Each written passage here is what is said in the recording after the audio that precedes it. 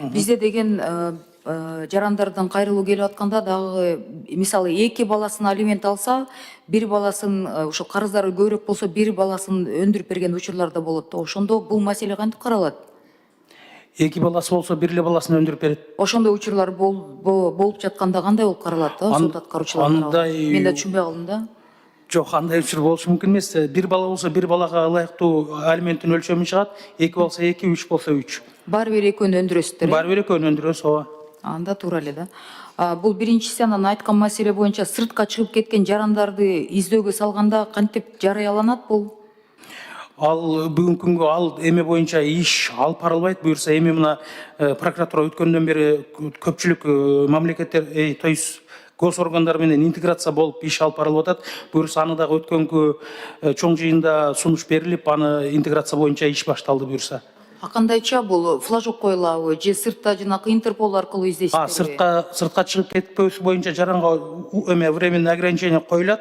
Сыртка кеткен боюнча Интерпол башка эме боюнча издөө жүргүзүлбөйт бүгүнкү күнү. Мен сиздерге дагы бир нерсени сунуштайт элем да. Мисалы, 2 жаран ажырашып, анан алимент төлөп төлөнөт да. Ошол алимент боюнча карыз жок болсо, бирок андан тышкары материалдык жардамдар берилгенде эмнеге ошол аялыбы, азыр аялдар деле алимент төлөй турган мыйзам боюнча да, эркеги болобу, эмнеге ошол нерселер эске алынбайт? Ошону мыйзамдаштырып бербейсиздерби? Ооба, ал нерсе жарандардын жанагы түшүнбөгөн моменттер болот. Прямой эле сот карчы менен эмес берип койгондо, экинчи тарап, өндүрүп алуучу тарап аны мойнуна албай коет көпчүлүк учурда. Ошол себептен ал эсепке алынбай калат, анан сот аткаруучунун маалыматы жок болуп калат ал боюнча.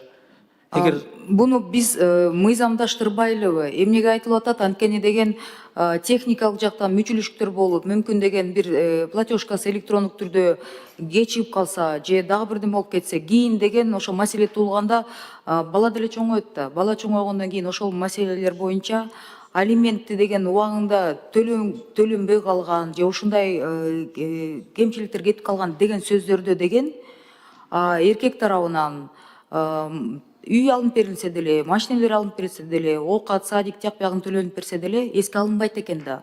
Бул деген биз бир жарандарыбыздын укуктарын коргоп жатабыз, экинчи жарандарыбыздын укугун коргой албай жатабыз деген мен сөздөрдү угуп атам да. Ушул боюнча бир мыйзамдап келип, материалдык полностью жардам берилгенди эске алуу деген болуш керек деп ойлойм да. Алименттен да тышкары берилген финансылык, материалдык жардам. Кандай дейсиздер? Ооба, туура айтып атасыз. Бүгүнкү күнү иш алимент боюнча аябай жакшы алып барылып атат. Бул боюнча машинасын өткөрүп берип, баласы 18-ге чыкканга чейин үйлөрдү өткөрүп берген случайлар бар. Биз жаңылыктарга аны тынбай чыгарып турабыз. Сиз айткан маселе боюнча буюрса эске алып, ал боюнча иш алып баралы.